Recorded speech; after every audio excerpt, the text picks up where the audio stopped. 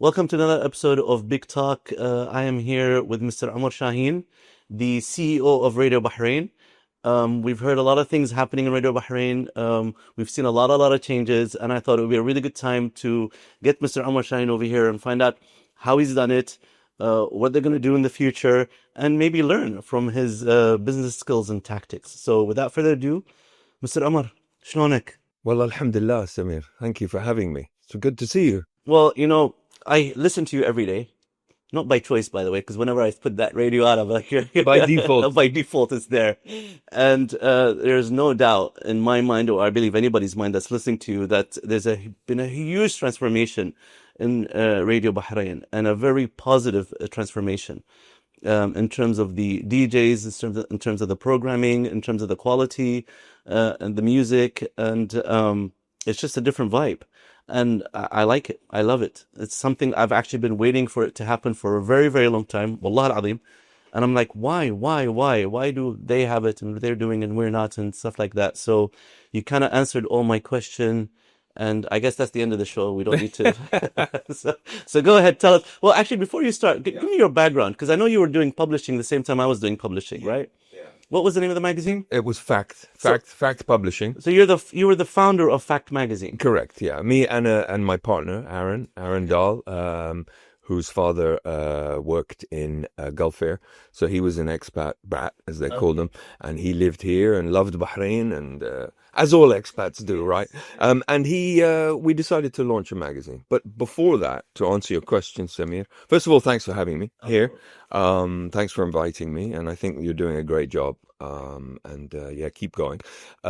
So I'll start my love of music, because that's where it all started. I'm a huge fan of music, and my parents were not so much into music. Maybe they didn't have the facilities to play music back in the day, but I did hear some of the music from my elder brother Nader and my elder sister Nadia, both different genres.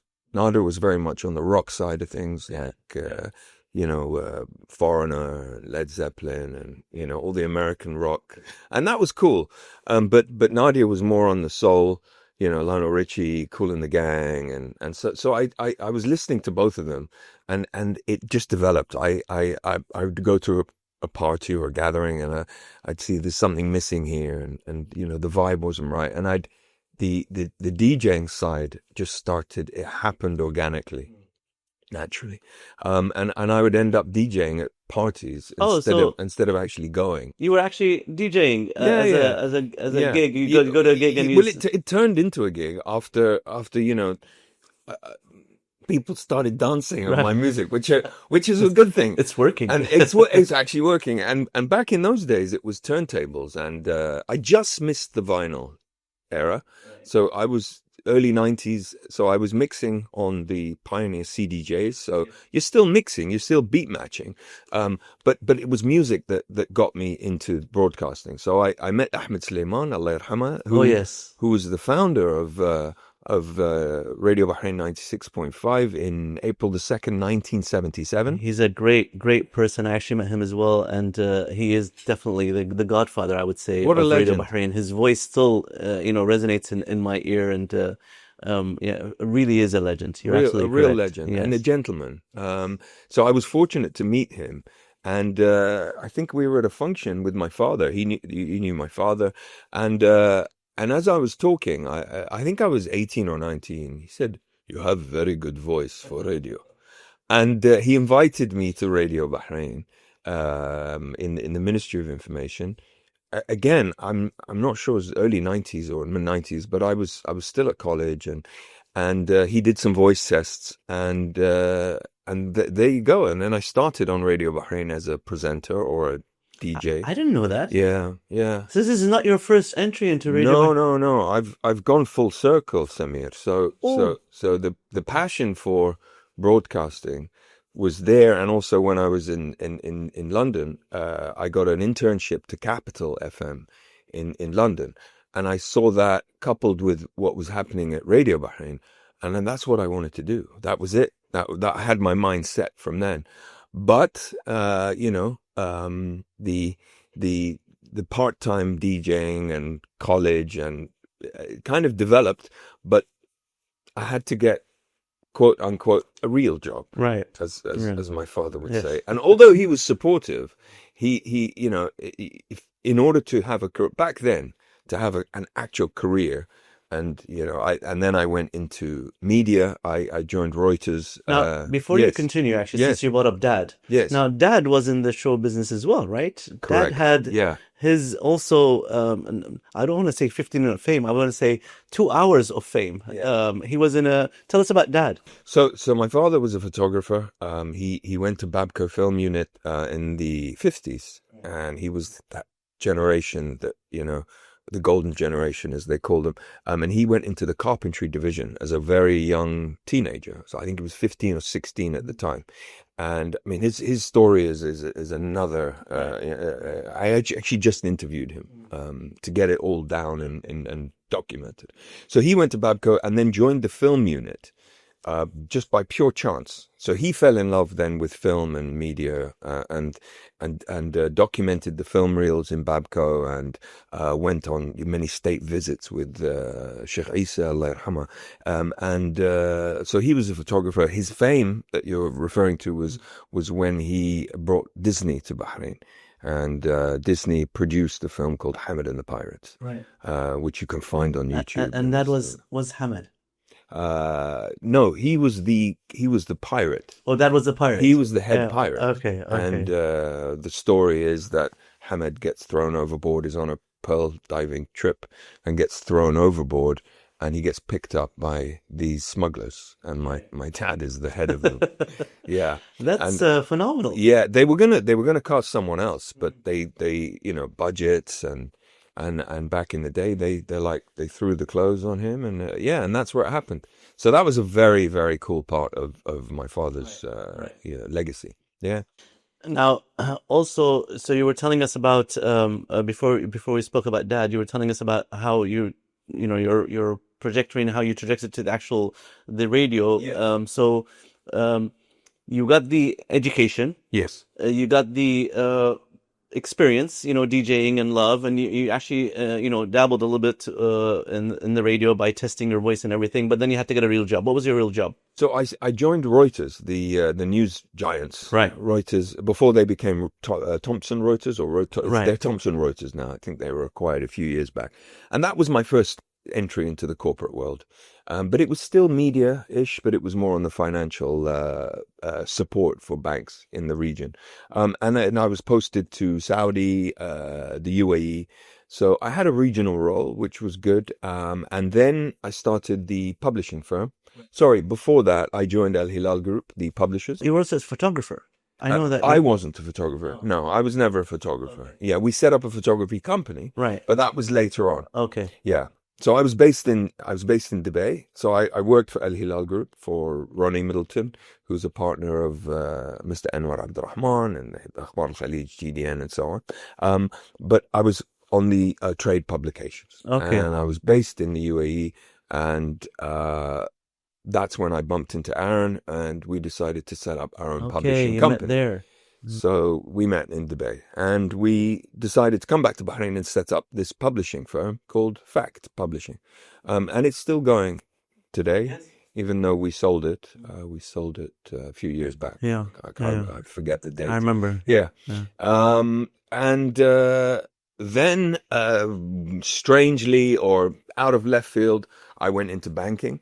I went into investment banking. You really took a job seriously, take a real paying job seriously. Strange one, because it was media, banking. Yeah. And there was a surge of investment banks in Bahrain, in the region.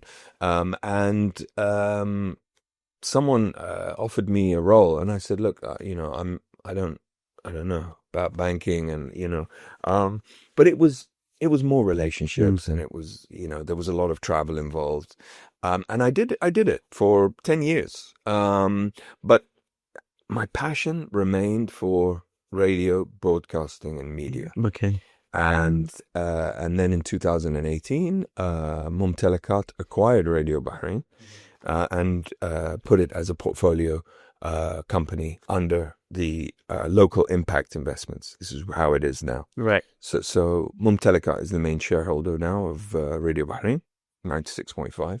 And then I rejoined in 2021. So in June, it will be 4 years.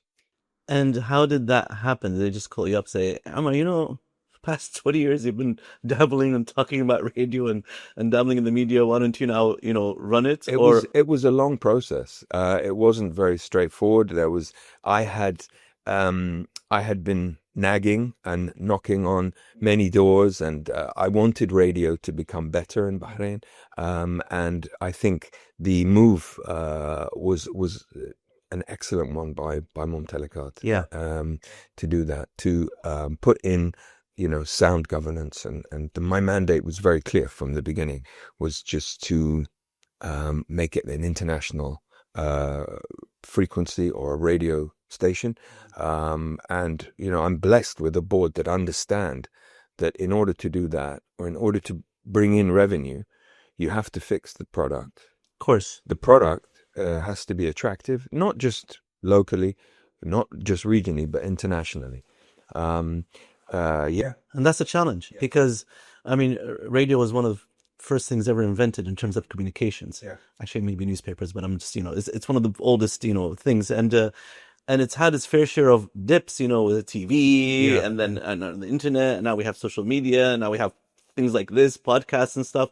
So it's really is a challenge. But despite all that, radio, if done properly, which I think you definitely have, it's lucrative. Yes. But you're right. And the key thing over here is done properly. Now, what's properly, I have no experience in it whatsoever, nowhere near your experience. But obviously, having a right host or something to attract people to listen to is one of the key elements. And you've managed to do that. Now, how did you do that? How did you decide what team and where did you get them? And did you just put an ad in some countries, say, we're looking for a radio host? How did it work? We did advertise. Where? Just specifically on broadcast networks. Okay. Networks. Ben Weston is currently he's a host of Drive. He used to be on Breakfast, and he was an employee of Saudi Aramco, and he was living in Bahrain. So Saudi Aramco, but on the radio channels, and he would travel over the 91. 91 and the other radio 2. So he expressed an interest in joining us, and he has joined, and he's actually spearheading Radio 2 now. So what is Radio 2? So Radio 2 is, for now, is just through the app, but it's 80s, 90s, and more. Well, that's how we're calling it, which is basically my generation. Exactly. I'm far too young, Sameer, for that. It's completely our generation. It's completely our generation. Yeah. So if you want to listen to George Michael, a bit of Phil Collins, and all that, it's there. Yeah. We know that there's a demand for that. Oh yes. Trust me. There's just listen to the ABBA. Go on Google search or go to YouTube search and find out how many 80s music are the views on the 80s music. But even people now, the young demographic, because of TikTok, because of certain programs, you take Stranger Things. The movies as well. Movies. Kate Bush. This was in the 80s. It wasn't even popular in the 80s when she came out with her song. I know. And then next thing you know, I see all these running up the hill, kids, Kate singing her song. I'm like, wait, I know that song. But that song is so familiar. That's a good thing. Yeah, it is definitely a good thing. And then you had Tracy Chapman's song that was remade, and so there's oh yes, there is. The hardest thing for me as a purist of music purist, my collection is ridiculously large, is to set up Radio Bahrain right now falls under the category of a contemporary hit radio. Okay. So it is a hit radio station that follows the trends of the global markets. Right. So Ed Sheeran, Dua Lipa, The Weeknd, and all of these are if you listen to Heart and Capital, it will sound similar to Radio Bahrain. And that was the mandate that I was given. Well, I really truly believe that you've achieved it. Someone said a radio station is never finished because you're constantly tweaking. You have to constantly tweak. So when I first took over, saying to someone from the old guard that we now have a music policy was like saying something they were like, what? You're going to tell me what I'm going to play? And I hate to say it because I love music so much. Music almost becomes secondary. Mm. The music policy is put into the system, and then what the presenter has to focus on is that engagement with the audience, how to keep them there. Don't go away. You're going to win brunch for two. Guys, don't go away. That's the skill. So to answer your question about how do you find good presenters, it is that engagement into community. How do I get Sameer to not listen to his Spotify playlist and tune into Radio Bahrain? Localize it. Localize it, not there's a cat stuck up a tree, localize it. Make it relevant to his community and his environment or her environment. Now, on that note, actually, there's been a surge in local, be it in the rap or be it in the hip hop and really popular ones with great videos and great stuff. So how much of that are you incorporating also in it? Not just the famous international ones, but also the ones that have some kind of a affiliation to this part of the world or are more relevant in this part of the world than they are in that part of the world? Great question, and it's something that as Radio Bahrain as a company we are working with closely with artists, but I can play these artists. For example, you take a handful, Ala Ghawas, May Al Qasim, Ala Ghawas. and you had Majid Jordan, Majid Masqati, who's now Canada but Bahrain based. We have to have a platform for these people. Ali Bahar used to travel. Do you know Ali Bahar? Yes. Right. Ali Bahar, beautiful voice. He used to travel to Oman, and there would be thousands of people waiting for him. They would take him by helicopter to a wadi, and there'd be thousands of people. So we have to support and promote these local artists. Yeah. You know, Hassan bin Rashid, a fantastic singer. But there has to be a production tool where it's not the music that they want. Because you can play 10 tracks, and if you sit with somebody who understands how to get something internationally recognized, they will say to you, you're going to have to go mainstream. And if they don't want to do that, you're talking to the wrong person. See, Omar, in the Western world, where radio was, monetized in a good way, they had a lot of, sometimes the radio was the, I don't want to say launch of their career, but was the exposure. Whatever local band that was there, they'd invite them on the radio, or they'd put their hit on the radio and say, this is the latest from somebody that nobody knows about, blah, blah, blah. And then it goes on the radio, and people come in. There was no TV at that time as well, or the TV was not as relevant or as affordable as radio.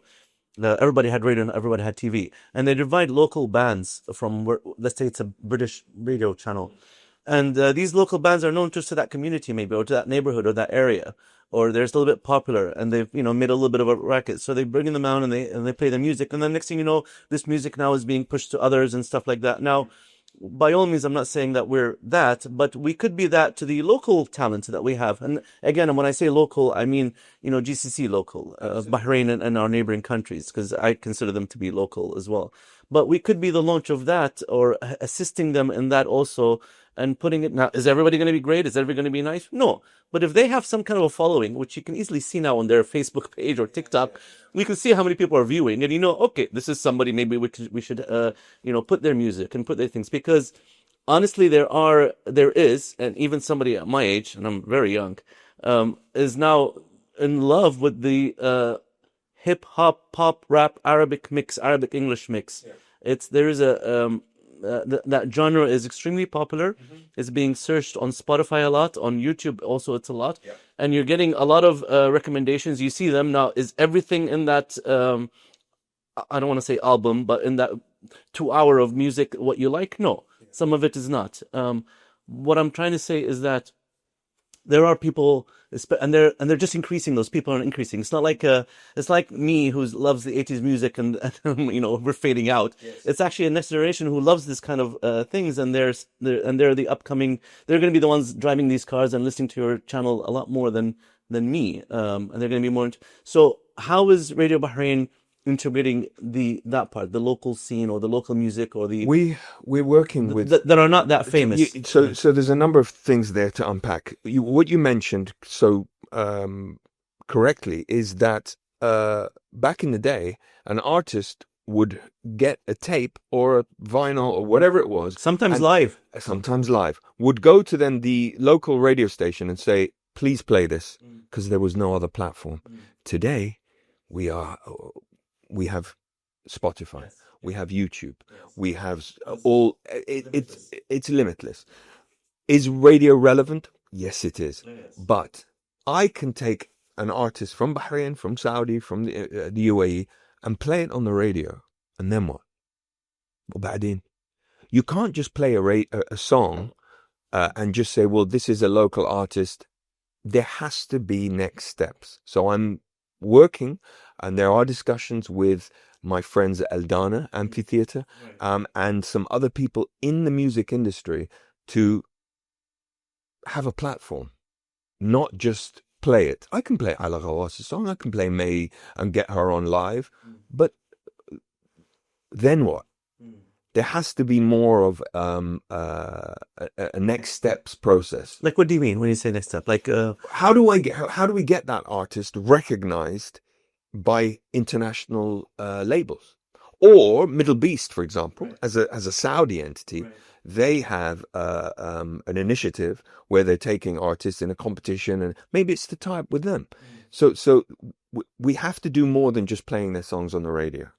For me, it's more than that. The first step would be playing their songs. I mean, I don't want to. I'm not their manager, so my job is not to make them big and famous and earn income on their behalf. If I was a radio DJ host, that is. But my job is to say, hey, my listeners, this is what's going on locally. This is what's going on in Saudi. This is Fibonacci. This is the thing. And maybe you've never heard this, but I liked it. I heard it. What do you think? Let me know about it. And just that exposure itself. Absolutely. But it has to be packaged right. You can't play Ed Sheeran, and then you go Dua Lipa, and then you randomly put in some song that hasn't been produced correctly, because what that does to the listener, that's like, you go and you have a burger station every day, and then one day they're serving you biryani. You're like, what happened? I like that, Anna. But it's the same thing. And that's on brand. Radio Bahrain's brand now, 96.5, is contemporary hit radio. If you go left field and start playing country music, you're confusing them. But what you have to do is you package it and you say artist spotlight. So on a weekend you could have an artist spotlight, for example, and say we're going to focus on 3 regional. But you have to do it right. You have to package it right. I think you're actually right. Now that I'm hearing what you're saying, and obviously, as I said, you're immersed in this thing, and I'm just an outsider looking at. No, but Alex, you're a listener. And it's important. I am the listener because you're like, yeah, this is great music. Yeah. Where's the local talent? More people are saying it, but again, and I have to say this: you can't just throw in random like into the mix. You're making a, and otherwise, you deviate from your brand. So if someone's listening to you religiously every day, and then they're like, what are they playing? Yeah. So package it. This is in no way similar, but I understand. And when I was doing my publications, I was in the mindset of like, I don't want to combine one magazine with everything else. I don't want to talk about property and cars and businesses and hospitals and hotels in one publication. My mindset, which works. Yeah. And actually very profitable and very cost effective. Mine was like, no, do it the hard way, less cost effective, very difficult, very thing, which is just specialized. Have one magazine about cars, one magazine about real estate, one magazine about youth, one magazine. So I understand what you're saying. And it worked. And it worked because it made me, it may have made the profits that it would have made if it was one, but it definitely made me I don't want to say prominent, like a leader in that industry. So if it's the real estate, it's the leading real estate magazine, the leading car magazine. Why? Because that's all we were talking. Yeah. We were the authority on that thing. And so it worked from that aspect. Now, going back to the same thing we're talking about, you said Radio 2. Yes. So it's called Radio 2? Radio 2 Bahrain. Radio 2 Bahrain. So it's Radio 1, Radio 2. Well, there's no Radio 1 because Radio Bahrain. You cannot. It's such a valuable asset, right? And there's so much legacy attached to it. Ahmed Sleiman. We were a voice, in all of those years. So I don't want to touch Radio Bahrain. Yes. Okay. It is kind of sacred. Right. So I agree. But Radio 2 is a move into 80s, 90s, 2000s songs that people, it's sort of a gentler feel. because not everybody wants to listen to what we're listening. So what we're doing is we're expanding that demographic. So we're serving burgers and biryanis now. So going back to that. Yeah, those who like biryanis can listen to that. Those who like burgers can listen to that. But that is, in my opinion, the right path. But we don't. It's not. It doesn't have a frequency yet. Right. It's online, so it's through the app. So if you go to the Radio Bahrain app, you'll have a pull-down menu where you can choose either 96.5 or Radio 2 Bahrain. So I can only listen on my phone. Correct. So I'm working on that. Inshallah, in the future we will have a frequency for it. Now, what about? I don't know if this is related. By the way, great. In fact, now that you're saying that, make Radio 3, where you can have that genre of local talent and mix of absolutely make radio. It's endless. It's endless with radio. It's not a dying industry. No. It's an evolving industry. Exactly. You just have to figure out how to continue to evolve and come up with it. The audience are there and they're waiting for it. We are more than just a radio station. The BBC started as a radio station. British Broadcasting Corporation started as a radio station. Now look at them. They've so we're very ambitious. I have a board that are supportive and ambitious, and I have a shareholder in Mumtalakat that can see that strategy. So inshallah, I think it's showing. This is one of the reasons we wanted to have you here, to learn, to just know more about how you have a working formula from the top down, and the mandate and the changes and the team itself that's involved in this. In my opinion, it's the most working formula I've seen on Radio Bahrain. Thank you. So, and that's why I wanted just to learn more about what you're doing and kind of like put a spotlight on this thing. Now, Radio 2 is only online, only via an app. I think it's called Series, or this in the US they have like a digital network. Yes. How can you place your Radio 2 on a digital network to where they can integrate it into your radio station on the car radio station? Because there's on this, I don't know what I refer it, digital internet radio. I don't know what they're called now. Well, so that you have DAB, which is digital audio broadcast, which but not all the cars or car manufacturers have enabled that in the region. Right.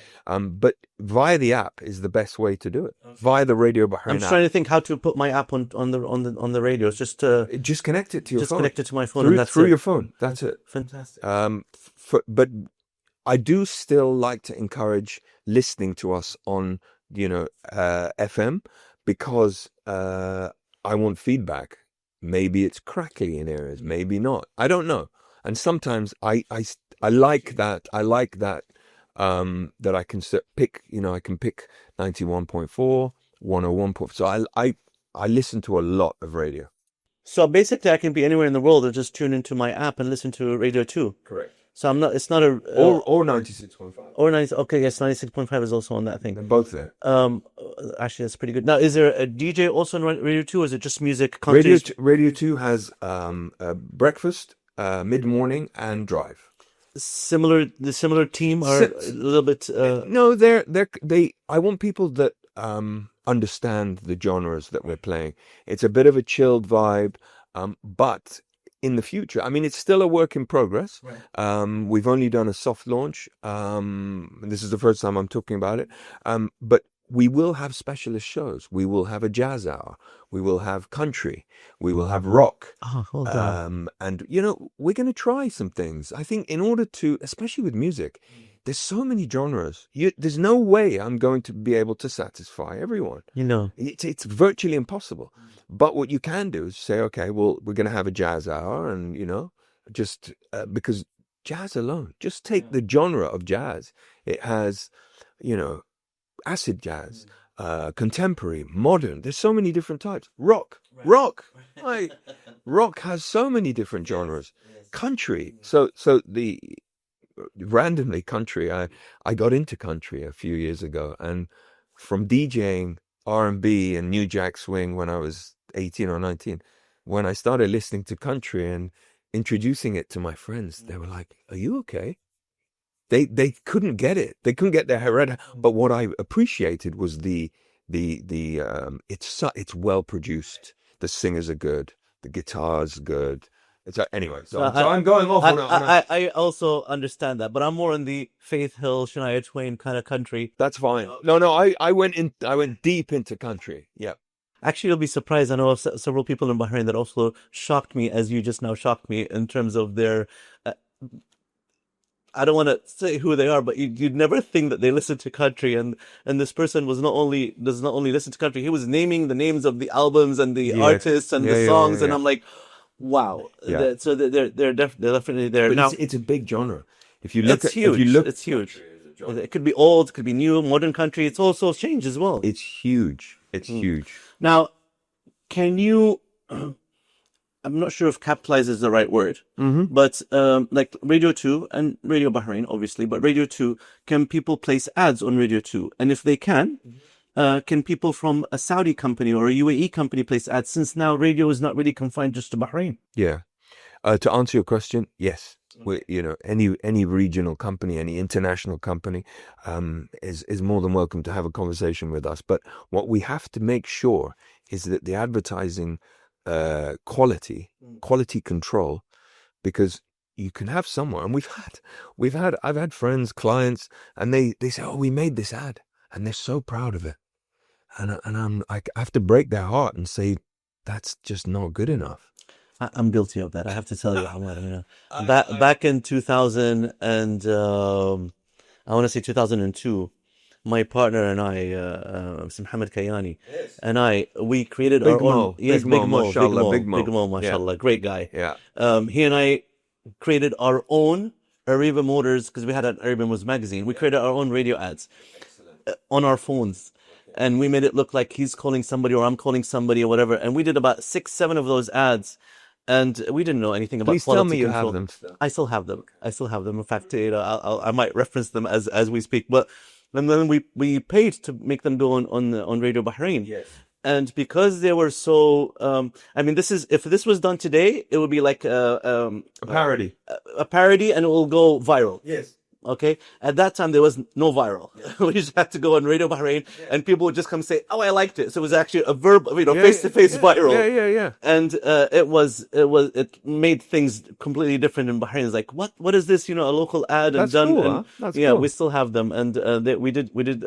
But again, I remember Radio Bahrain telling us like, the quality you have is crap. What did you use to record? I'm like, my communicator Nokia phone. This is what I used to. The one that used to flip the one open. that used to flip open. Yeah. And a little bit a microphone, taping, and But you made it work. But we made it work. We made it work, and I love stories like that. We made it work. I love And stories. we did a whole about, I think, 8 ads, and we were running those ads for about 2 years, and it worked. It did work.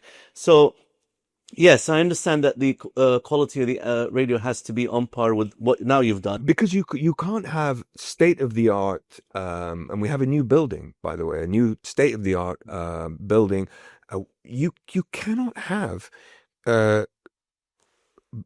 programming and presenters and music of a quality, and then an ad, and then it drops. It sounds like it's from another radio station. Yes, it does. And then it drops. Yeah. You can't. You've got to maintain quality control. So how are you doing that? Do you have your own ads team, ad company? How do you do that? We do. So we outsource our production to a few companies that understand our DNA and understand what we want to achieve in the ads.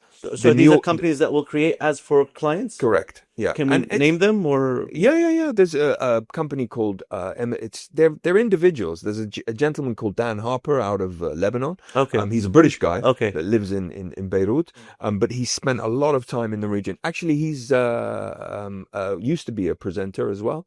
And he understands the nuances of Bahraini, terms. So there's a woman called Emma Davis. So there's a number of companies that we use. How does it work, Omar? Let's say I want to, I'm in charge of a bank or an airline or a podcast, and I tell you, yes, I'm interested in putting ads, but I can't produce it. I mean, because placing the ad, that's only where you guys come in. But somebody has to actually create the ad, and then there's a script, and then there's the voiceover, and then there's a whole production. It's very close to, I want to say, a TV ad, but without the actual picture. Yes. So do I just come and tell you? You come to me and say, listen, you can put ads. We're going to give you a special promotion, and I tell you, well, fantastic. What do I do? How do I put it? With any partner or any client that we're dealing with, you first of all have to ask them, what's your objective here? Are you trying to sell more tickets? Are you trying to get backsides on seats at an event? Is it just brand equity? Do you just want people to hear your company's name? What are your objectives, first of all? Because we're not in it to just get a quick win and leave. Radio Bahrain has been around for 47 years. With anyone that comes with us, we want them to achieve their objectives. Alhamdulillah, we have an 80% client retention rate. So it's working. So we send them a client brief form, and in that brief form, they fill in as much as they can into what the messaging is. Is it happy? Is it serious? Is it, what's the tone? And then we work on a script. So when you say we, do you mean like your team? The Radio Bahrain sometimes team? I have to get involved in quality control. No, but what I meant to say is Radio Bahrain team or the outsourced team? So I have a commercial department, which handles revenue, and I have a programming department. And if sometimes something slips through the net, and I'm listening all the time, of course it annoys me, but there's three people losing out.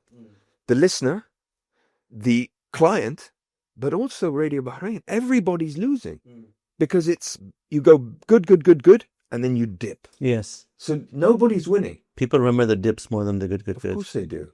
And you don't want to be known as a parody. I mean, there's a few ads that have slipped through that we're like, okay. I've been more than happy to share my ads so you can see what you were missing. But so is it expensive to place ads on your Radio Bahrain? It's very cheap for what you're getting. Yeah.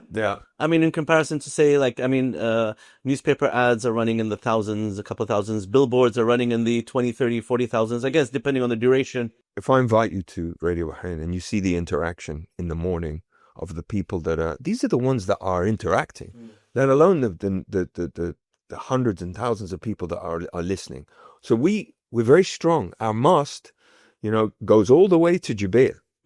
So, we have listeners that are stuck on the bridge crossing to Saudi and vice versa, where there's a lot of commuters back and forth, a lot of students. So as much as people moan about traffic, it's good for us. Yes, it is. It's good for us. But no, we're reasonably priced. And you're not just getting an ad on air.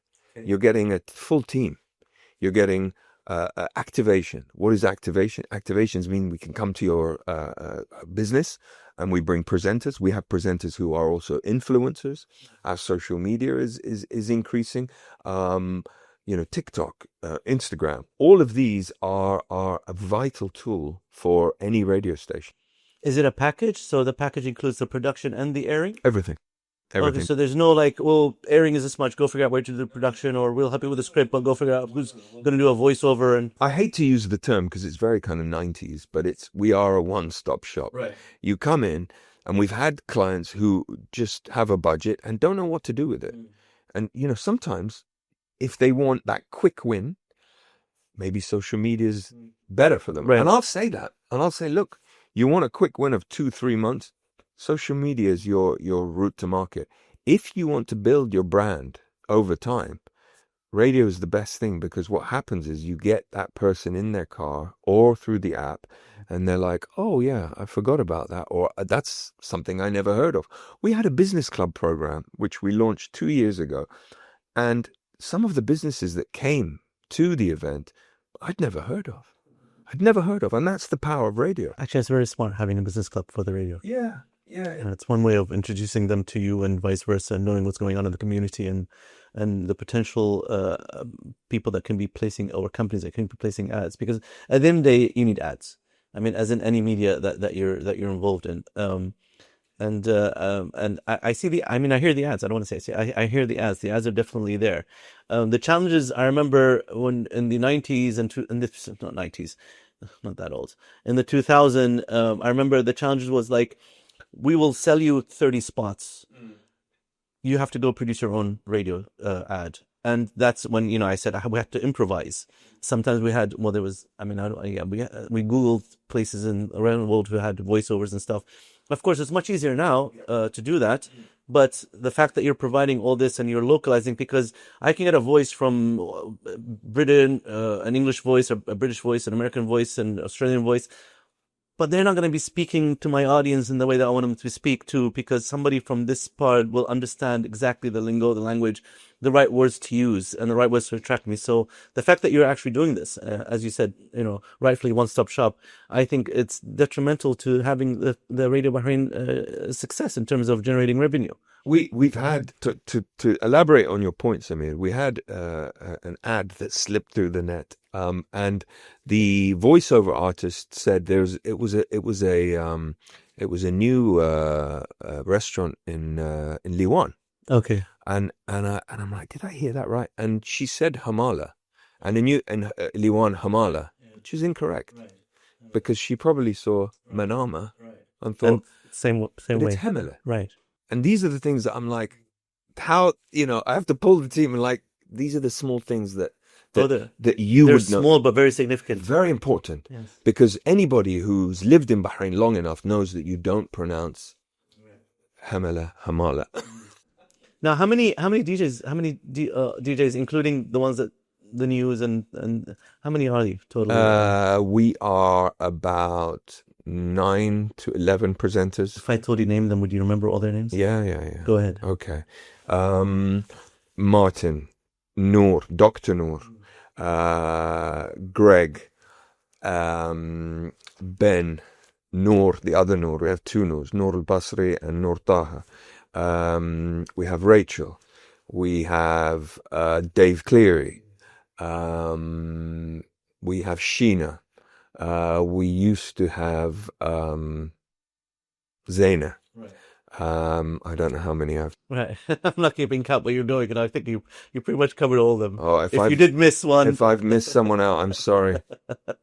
Now, also, there's news as well during your broadcasting. And how much of that news is what do you guys decide to talk about? The local opening of a local gallery, or I mean, how much of the news is? We like to cover local news and just make. When we took over in 2021, we had rather long news segments, and what happens with that when somebody has an option, and now you do have an option. If something doesn't resonate with you, you'll be like, I'm going to go on my playlist. Don't give them enough time to play with their phone and connect it. So we reduced the news to maximum a minute. Right. And that's the norm around the world, is you dip in and out of a headline. And then you go to news, sport, weather. Okay. Now, how much of the sport do you cover, like local sport? We need to cover more. Yes. We do cover the main topics that people care about. The largest sport in the world is obviously football. It has to be football. Motorsport is a big thing in Bahrain and in the region. So motorsport is up there. Do you attend, not you personally, but the channel, the radio, does it attend these events very and goes much so. live on air? We met with BIC earlier this week, and we worked very closely with them, irrespective of whether they're going to sell out or not. As a national English radio station, it's wajib, and now we cover it. Absolutely, I'm on. Pre, during, and post. Yeah. It is a major event, and the fact that we were the first in the region to host the Formula One, we're all very proud of. I couldn't agree more with you, but I'll go even further. Formula One is famous, and you got every single network, digital TV, and God knows what's covering those kind of things.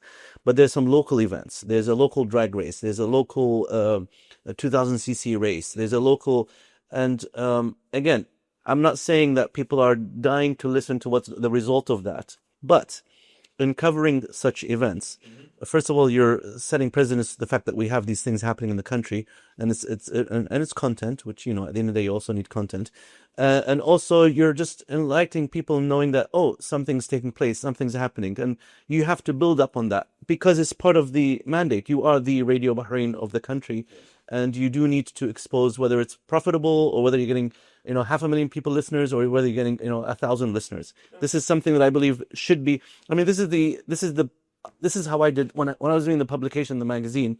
I mean, I'd put some fantastic articles and really relevant articles, but at the same time, I'd go cover a race that had maybe 200 spectators. But as a car magazine, I thought, you know what, it's my duty to do this and go there and cover this thing and give this event and the people partaking in this some kind of coverage, because this is going to be a build up towards other things. Absolutely. And if I'm not doing it, then nobody's doing it, because I was the only automotive magazine at that time. Yeah. So in your case, you guys are the national radio, and those local things that are happening just gets you a little bit more connected to the listener. The listener has a little bit more empathy, a little bit more connection, because he's hearing local things. That's something that, oh yeah, I know so-and-so is racing in that race. And okay, I'm talking about cars and racing because, that's my passion. But let's say business, a restaurant opening or a mall opening or a gallery or which I know that you do, because I've seen, by the way. I've asked you a question that I know the answer to, but I just wanted it to be on air. I mean, you have your car, the Radio Bahrain thing that goes places, anchors there, and starts talking. In fact, I spoke to it a couple of times in the olden days. But I believe that's really relevant and important. As for branding and increasing the listeners, people need to see it, not just hear it. Outside broadcast, I think previously you're talking about the truck. Yes. Yeah, the truck is car, so truck. It's okay. No. I mean, it's quite a big, but that's the Bahrain TV one. Which but there was Radio Bahrain as well. I remember a booth that go sit in there. And so we have a booth. Yes. So we have, for example, at we do this with small events as well. But the ones I can think of are at Al Dana Amphitheatre, where it's just volume of people, right? And we're talking to whoever's coming, because you've got to get people, correct, going, revved up, pre, during, and post all events. But we do attend smaller events, whether it's things like the Bahrain Farmers Market, but with a small team, we have to be. That's true. We can't be everywhere. It's a challenge. But it's you're absolutely right. Radio Bahrain is about community, and to my earlier point of how are we different from somebody's playlist on YouTube, Spotify, Apple Music, and all those other platforms. Exactly. It's not covered in Spotify, YouTube. This local. But there's only so many hours in the day. Absolutely, I understand. That is a challenge. But how do I get somebody to, because people will dip in and out of radio. You will dip in and out of podcasts that you listen to. Oh yes, there's always alternative and others and things like this. Yes, correct. I mean, I have a good friend of mine who works in Sharqiya, and every day he travels and back and forth. So he's spending a lot of time in the car. And I just asked him, what do you do? And he's listening to, with the new company he's joining. So he wants to know a bit more history of the Eastern Province, which I admire, someone to actually understand the area more. There you go. That's an interesting... But I like that. And I jokingly said, well, why are you not listening to Radio Bahrain? And he says, I do, but I dip in and out. That is actually another area just now thinking about. I mean, we're a very historical country that has a lot of history that's unknown. Yeah. Unknown, not just the expats that live in the country, unknown to the new generation of locals. We don't know what that part of that town was, why it's named that way, why does it have that thing, and we know it's there. But in terms of historical and significance and relevance and... You drive past Khamis Mosque every day. I'm right next to it, yes. And I know it's the first mosque. But the significance of that in the Arab and Muslim world is huge. Yes. It's huge. But how many people know that? No, I mean, many Bahrainis will know it. I think the older generation. I think we learned about it in school, maybe. The initiatives that culture and Spring of Culture and tourism... what they did with the Pearling Path is beautiful. It's amazing, and I had to Manama Retro and things like that. But Pearling Path, Manama Retro is we need to build on that. Yes, we need to build on that. I agree with you. With the heritage and the culture, and even the UK ambassador was saying it opened his mind into things that he'd never seen before, and there needs to be more of that.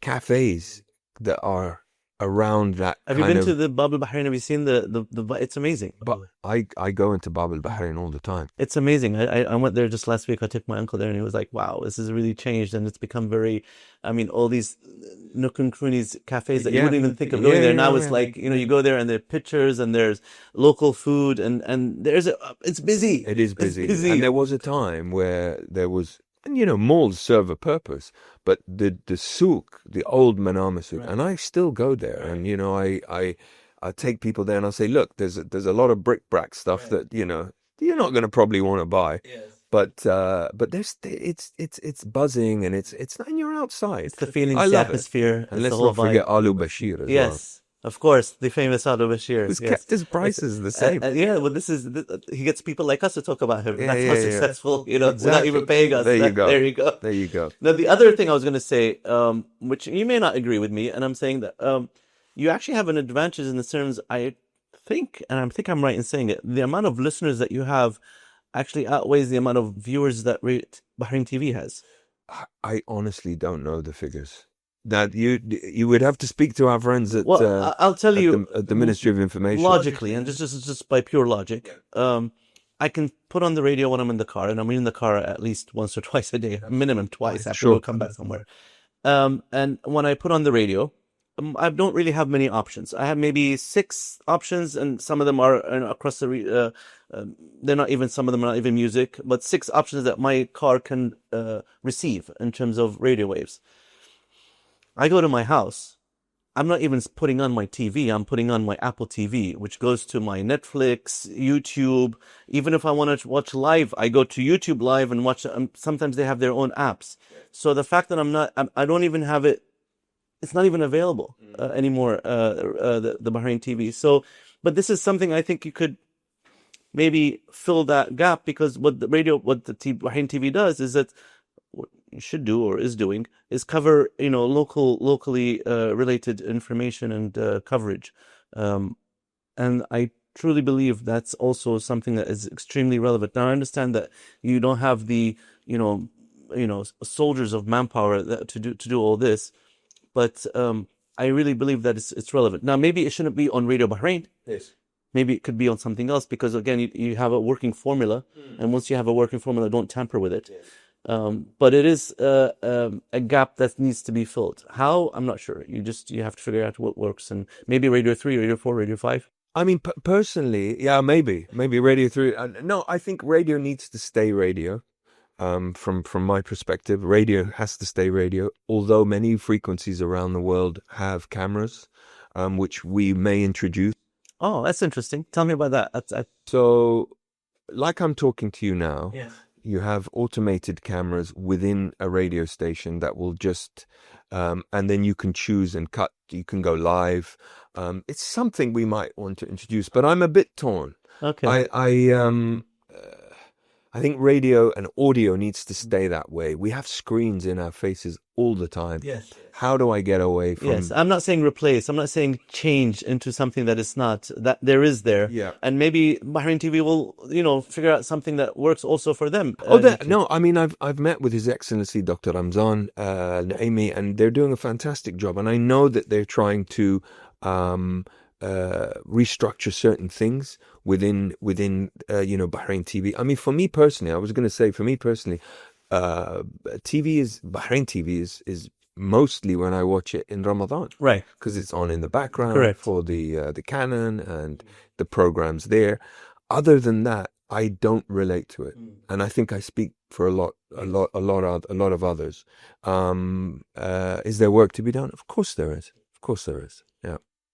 I have some questions over here. Oh, you do? Yes. I thought we're done. No. Every day you go to the radio? Yes. Every even, yeah. And my wife's not happy, but I go every day. Do you have a separate room there where you can sleep overnight, and in case you're doing something? The environment has to be, when I invite you, inshallah, you'll see that we have to make it as comfortable as possible. Any creatives need to go away from what they're doing. Correct. And come back. Because whether it's a creative block or they've done something they're not happy about, live radio is different. Yeah. That's the khalas, you're there, and you're done. And the mashallah, they've kept it tight. It's quite tight on air. But as a creative environment, they have to have areas where they can just hang out. Now, speaking of live radio. Yes. What is a story that you can tell us that happened live on radio that you're like, oh, and because we can't see what you guys are doing. But wow. A story that happened that you're like, if only there was a camera to see what happened. So many. Yeah. There is a delay switch. Right. Where you can, if someone's going to use profanity, or you can stop that. So delays what, like seconds? Seconds, within seconds. So they have to be quick. Right. But there has been things over the years where, back in the day, I'm talking about the days of Geg Hopkins, Ian Fisher, Of course. and of course Crazy Kevin. Some of the things that we are going to pull some of this, because we're going to be 50 years soon, and we're going to highlight some of the crazy things that have these happened. are icons. We They're grew up absolute with these people. icons. Bob McCready, and we all grew up with these people. And going back to what I was saying, when I was on air, you don't realize how many people listen to radio. And I hate to say it, but there's lonely people out there. The nurse that's doing the night shift in Salmonia, who's got you on in the background, you're her friend. You become her or his friend in the car. So you have to keep it warm. You are that friend of theirs in the car, hoovering, in the headphones. So people call you, and they, and some of the phone calls that I got over the years some of them were sad. Some of them were quite sad. When I came back from the States and finished college and everything, just to get that feeling back, I'd go, because it was digital, as now Radio Bahrain is. I'd just go on the digital channel of Kiss FM, 102.7 Kiss FM in LA, yes. just so I can get that emotional attachment feeling that I had. Oh, that's that voice, and that, just for that, just because of the emotional connection. Now, when I go to the States in the summer, I'm with the Radio Bahrain, just so that, I'm connected. I'm on there. In addition to, of course, the music you can hear anywhere. It's not like you're putting music that nobody else is putting on, but also the DJ, the commentary, the involvement of what's going on in the country that I can't see and I'm not there. So yes, and then of course when you put a music, however that resonates in my mind, especially now when you're saying Radio 2, which is 80s, 90s. 80s, 90s and more. That's going to be that's going to be it. That's going to be my channel from now on, because I'm going to just listen to that and just reminisce of all the things, good times and bad times. Like I said, it's work in progress, but we've done on a very small team. We've created another radio station. And I'm really excited about what we're going to do with that. And we have other verticals that we're planning as well. So now, Omar, so do I just download the app and it just says Radio 2 and click on it, or is it also a frequency kind of thing? There's no frequency right now, but we're in talks with our good friends at the ministry to hopefully secure a frequency. But for now, it is through the app. So you go on Radio Bahrain app, you'll see the yellow and black logo, and you click on that. There'll be a pull down menu, and it will say Radio 2 Bahrain. One secret about running Radio Bahrain that nobody knows about. One secret. Come on, Omar, tell us the secret. Come on. We have some voice tracked shows. What is voice tracked shows? It means that some of the shows are not live. Okay. Yeah. But pre-recorded earlier on? Pre-recorded. Because somebody has to travel. But I'm not going to tell you which one.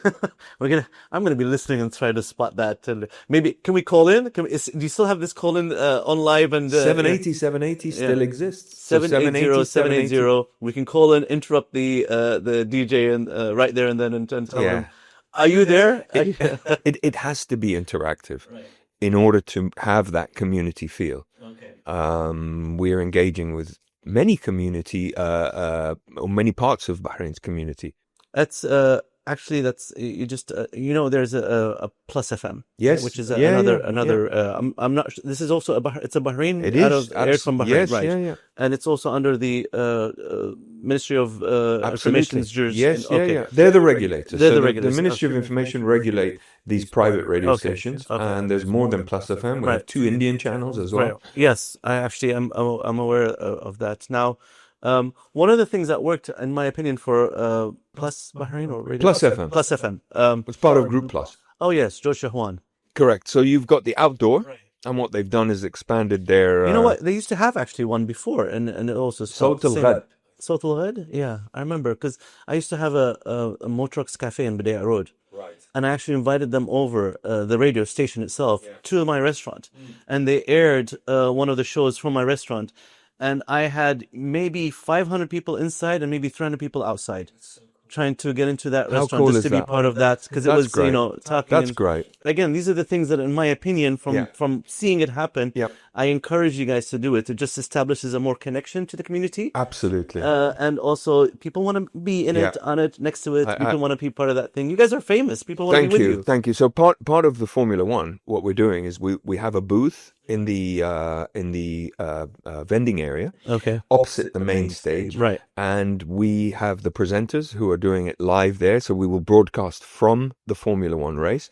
And last year we had people from all around the world, and they're curious as to who are you, and it was great. We had such good content. Yes. Yeah. So if you're at the race, come and say hello to the team, and we'll put you on air.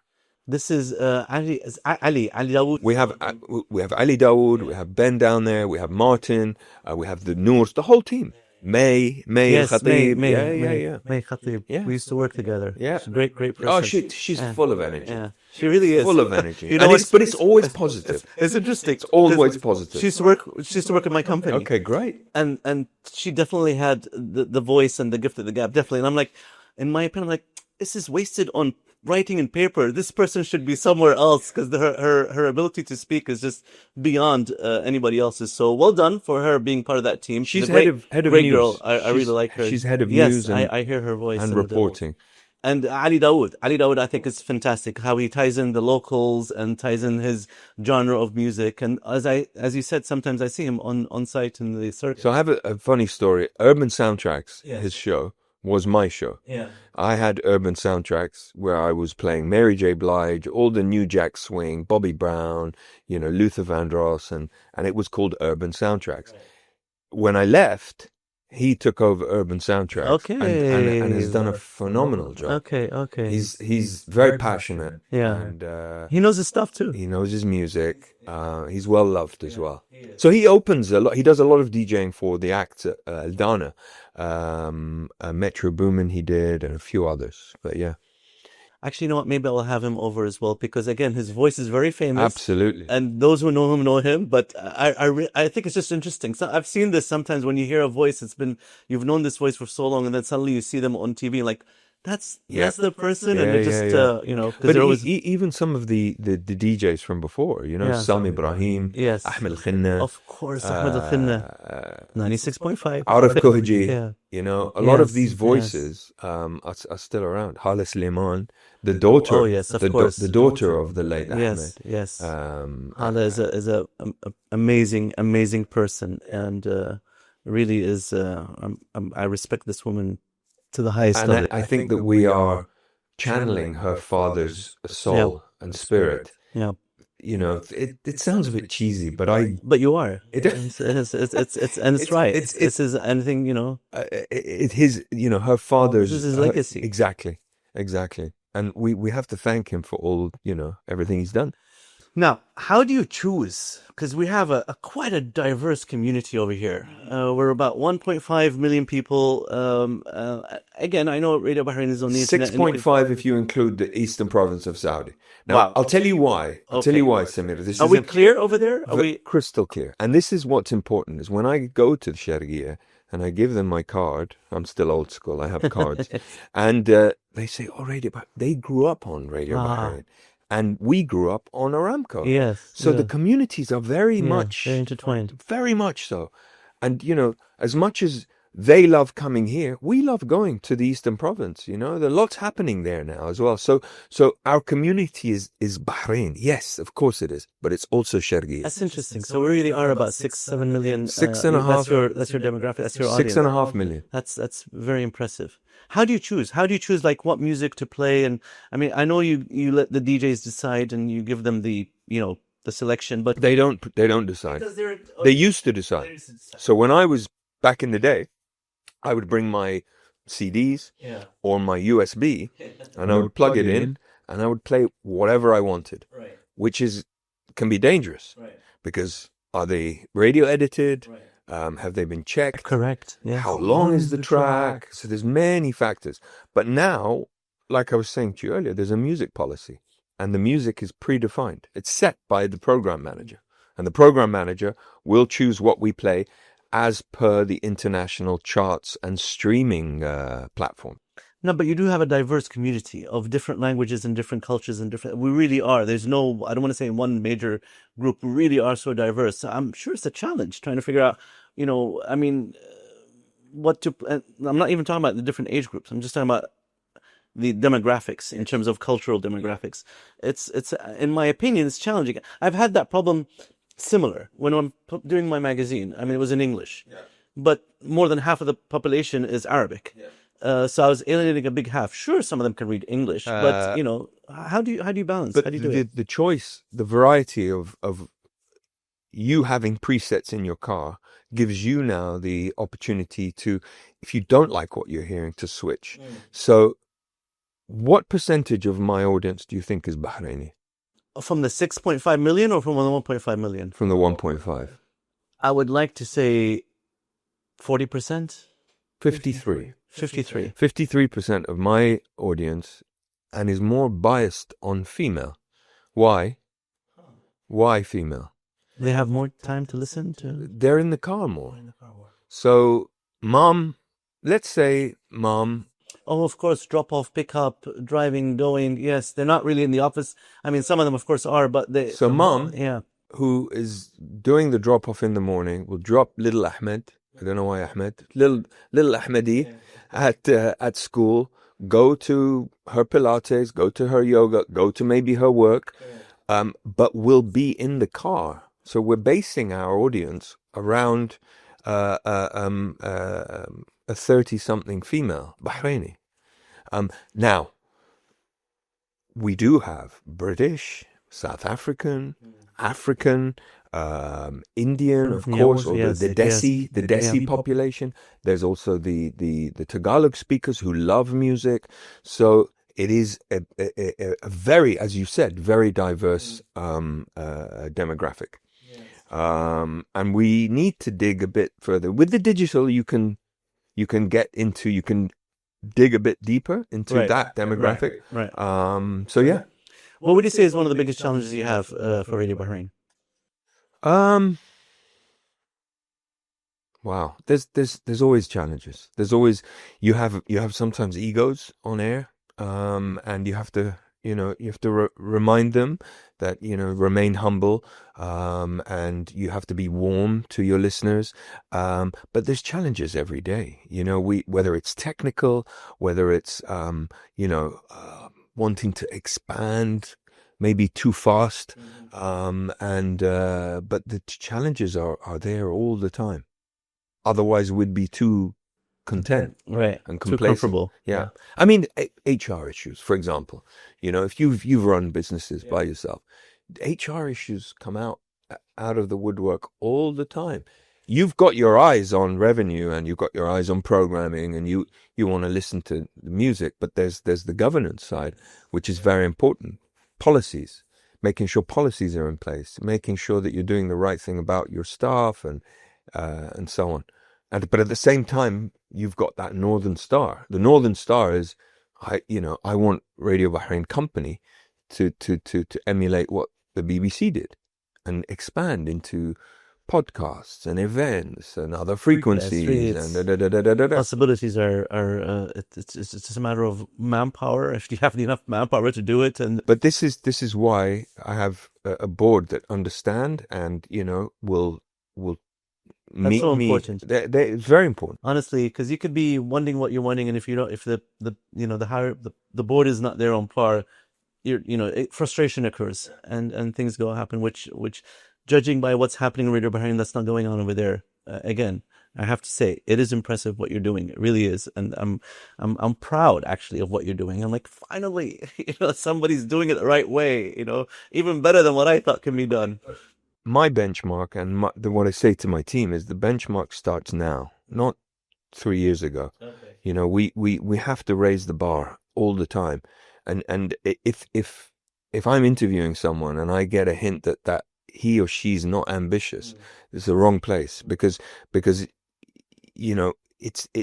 I don't want someone to feel too comfortable and content. We are constantly raising the bar and improving. Radio's never finished. Never. What about AI? Are you incorporating any parts of AI into your selection or anything like Good that? question. Voices. I attended a radio conference a few years ago, and AI was one of the main talking points. And there was a guy from Denmark who had a product, and the product was, you remember we were talking about ads? Right. This was a platform where they would create your ad online. You choose the tone, and it would be an AI voice. Now, AI voices are still, I can hear it. Right. They're getting phenomenal though. Good. They're becoming hard to detect. Very much. Visually and very much so. So AI is definitely a part of the future of radio, but you still need the human element. Yes, you have to. You can't have you could have a I mean, I know that there was a well-known presenter, an interviewer. Was it Michael Aspel? Michael, I'll get the name. Okay. And they've completely AI'd his voice. AI'd, is that a word? Yeah. They've completely and he's passed away. But his son or his family, his estate, have approved the usage of his voice via AI. And so he will continue interviewing people. So this guy interviewed Michael Muhammad Ali, with all, just massive stars. Michael Parkinson. Okay, Michael Parkinson. And you just Google, and the estate have. So is AI coming into radio and broadcasting? 100%.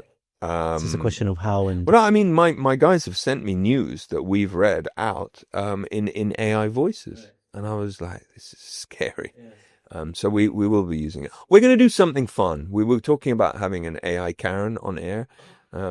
So that would be cool. So I thought, because I'm like, guys, let's do something. Just have someone that complains all the time, and then get the presenters can speak to AI Karen. And what do you think about this? Yeah. Oh, there's too much traffic on the roads in Bahrain, and something silly, I think that would work. Yeah, the AI Karen. Humor will always attract audience. It's the number one thing that will attract the audience, and not only attract them but retain them and keep them there. And they, they can't wait to go to listen. Yeah. So to answer your question, AI Karen's on their way. Okay, good. Moments that made you proud being the boss. Oh, we won.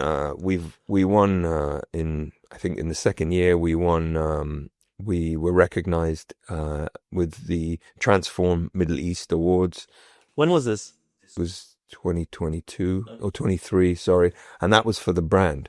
We were also recognized in New York by Rebrand Global. So we have awards on the actual brand, but I'm proud of where we've come. Revenue is 10 times, but it's not. Revenue is important, but it's also about your content, because in order to get that revenue, you stop the content, revenue starts to pin down. And I said at the beginning we had to, question ourselves. Is this a business? And it is. It is a business. I think so. I think it's a business, and a lot of I'm looking at a lot of radios around the world. Some of them going out of business, but they're not going out of business and being closed. They're going out of business. Somebody else is buying them. Yeah. So there is people, and the people who are buying them are just changing the model a little bit. Yes. And so definitely it is there. It's just you have to adapt to the new method of what's being done. Now, do you have your most favorite radio channel around the world? What would it be? Oh, there's so many. I think Heart is a great benchmark. And of course, Smooth. I like Smooth for the 80s, 90s. There's so many out of the States. I forget because in the America, it's, you're in tune with KRQ 93.4. KR means West Coast, W means East Coast. Right. That's how they. Yeah. But I love the Americans and what they do for radio. I remember listening to one radio station out of Arizona, and they dedicated an entire weekend to the BiGs. And I'm like, that is passion. An entire weekend just for the BiGs in Arizona. Random, but so cool. So to answer your question, I scan so many. I'm listening to, a lot of Afro beats across Nigeria and Lagos, and I have friends in where are they? Uganda. Okay. So I listen to radio all across the world. Okay. And to be inspired and get ideas and also present. Yeah. But the benchmark is UK and US. Now, I know we've talked about this, but this is one of my last, I have just two last questions. Now, as you said, the demographics are continuously changing, age group as well. And with the rise of all types of digital media, what are you doing to attract the young people? Now, I know what you're doing to attract the people that are driving and going from point A to point B, especially if they're parents and mothers and fathers and so forth. What are you doing to attract the younger generation who are so TikToky and YouTubey? I like that. A great question. So in the mornings, which is our prime time as well as drive, we have Martin in the morning, and there's a lot of engagement with the schools. So we do a lot of we have a feature called WhatsApp Snap. We have features where we're doing healthy eating. So we're talking about, to the kids about healthy eating, and also, the traffic seatbelts and stuff like that. But in order to engage that demographic, it is very much go to the schools, and they're listening. A lot of our audience, a lot of, people that talk to me or stop me, they say we listen with the kids. So the parent will listen with the kid, and it's the kids that are saying, put Radio Bahrain on, which really, that makes me proud. Yes, my son is one of them. Yeah, well, that's great. Every morning when his mother is driving him to school, both his mom and my son are listening to the radio, and they know all the DJs, their names. And when I see them at lunchtime, they're like, "Oh, did you hear this? And did you see this?" And I'm like, "How? What?" And what's on the radio? I'm like, "Oh my God, okay, they've actually outpaced me when it comes to the knowledge and the information they're getting." So definitely, so yes. they're already listening. Going back. What about having a young DJ, a 15-year-old DJ have his own 1 hour of we did it. Top 10 things on TikTok this week. I mean, that's a great idea. We have had interns come in, and they've done an hour on air with the team, of course. But to get into that TikTok generation, we definitely have to keep pushing. But a lot of our children, a lot of the children in Bahrain are listening. But the demographic that for me is a challenge is 16 plus, or maybe, because 16 and up is the one that you're having a little bit of a... I'm my own son, 16. Yeah. Your oldest is 16. Yeah. Does he relate to Radio Bahrain? There's so much online now, whether it's Snapchat or TikTok, and, the focus is there. So going back to what I was saying about social media, it has to be part of your offering. Yes, so we are, we've grown on Instagram. We are looking at TikTok. We have presence, but it needs to be stronger. Yeah. Again, but that's it on a different team. It's not like something, let's just do that. No, you really have to have a team to do this and monitor and make sure. Exactly. And again, it goes back to manpower and resources. Last question. Yes, sir. What's the future of Radio Bahrain under Omar Shaheen? Oh, wow. I mean, the future is so exciting. I just explained to you Radio 2.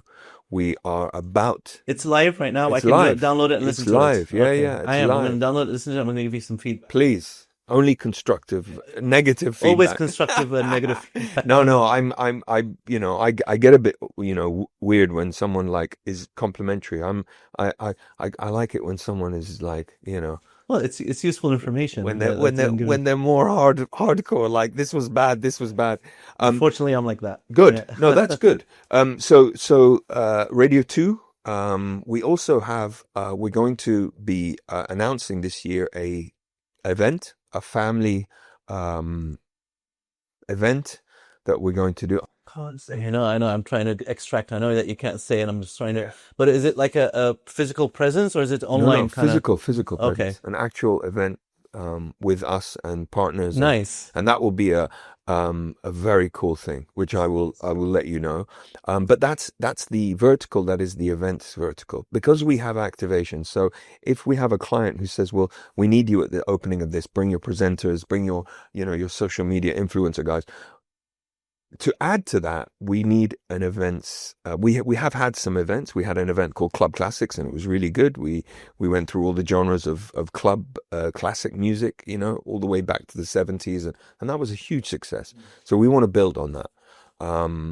So watch this space. The other thing is podcast. We are going into the podcast space, and again, that will be launched this year. We have a brand, we have the format. It's a passion project that I've been wanting to do for so long. Even during COVID days, Amara, why don't you have a podcast? I'm like, guys, you can't just put a microphone and it has to be, see how you've structured this? There's structure.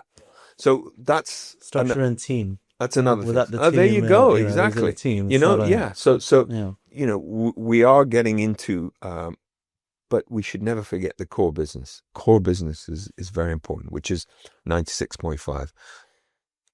I know I said it was the last question, but just something came up to my mind. What message would you tell the potential advertisers out there? Why should they advertise with you? Why should they put their message on your platform versus the numerous other platforms that exist right now, be it off print or no print or online? What message would you like to tell potential advertisers that makes you unique and more attractive for them? Number one, we've been in the market for 47 years, right? So we're not going to take your marketing budget and disappear. We're here for the long term. So it's important that your business objectives are met. We're not just going to say, okay, we'll take some ads and then, we will touch base with that person time and time again. And if it doesn't work, we're not doing our jobs properly, or we're not doing our jobs properly. So it's important that the person that engages with us or the company that engages with us does see return. But if it's a short hit, like I said to you earlier, Radio Bahrain is not the place for you. Right. And we can offer a complete, 360 offering. Sarva, who I think Sarva Velamuri, she was a newsreader and then transitioned, and she heads up the commercial department. We care about our reputation. We care about if somebody, I told you 80% client retention rate, and I'm proud of that. But we need to, we need to keep that going. And you have different options. I mean, I listen. Sometimes say this show is sponsored by, or this is brought to you by, and then sometimes you actually have an ad. Yes. And now, can somebody ask you to come and broadcast from their restaurant or their cafe? Is there? We can do that, and for a certain fee or some, depend. Yeah. So if we're having an opening or if we're having a gathering or something, we can somehow work it out. So there's different ways of actually working with Radio Bahrain and creating the publicity that the company wants to create. There's many ways. So, there's many ways. For example, the business club program that we arranged and hosted, you had different offerings within a certain package. You'll get competitions, because competitions get a lot of client interaction. Right. They're very, very effective. Competitions, on-air ads, mentions, and activations. So, and then couple that with social media. So they're getting a lot. It's not just spot ads anymore. It's so much more. It is. It's so much more. It is. And I think you're, I mean, I'm hearing it. So I don't think I'm listening to what you guys are doing. You're doing a fantastic job. You and your team. It's my team. I'm just the orchestrator. Oh, yeah. You and your team. And your team is they're doing a great job. And we love hearing your voices, all your voices, and hearing those. And we can't wait to hear some more things. I can't wait to hear Radio 2. Honestly, this is something I think is designed for me. Yeah. Many more. But they will complement each other. 96.5 is a household name. And by default, when someone comes out of Bahrain International Airport and they get in the taxi, 96.5, if they want to listen to English, is there. It doesn't actually, people used to think like if I do a radio channel and I do a station, I keep saying channel. Channel's fine. And then I do another one. Oh, it's going to take away. It's going to compete. But in reality, is you're increasing the popularity of such a device or such a competition is healthy. It is, honestly, we need competition. We want more frequent. Absolutely, yeah. absolutely. So well done for creating that, doing that, and being part of that. thank you so much for coming on. Thank you for Really, inviting me. this It's a is pleasure. We could have sat here for hours. it's I think. Many hours. I know you have to go back on the radio and manage, but yes, we could have definitely sat here for hours. I have so many more questions. Maybe we'll have you back over here. Absolutely. With the whole team. Yeah. Or maybe we'll come over there and air it from there. Come. Yeah, 'cause I don't think 8 people or 9 people can leave their. Nobody would be. You'd be using the AI. There you go. Exactly. Omar, thank you. Thank it's you, been a sir. pleasure. My pleasure. Thank you so much. My pleasure. Thank you. Thank you.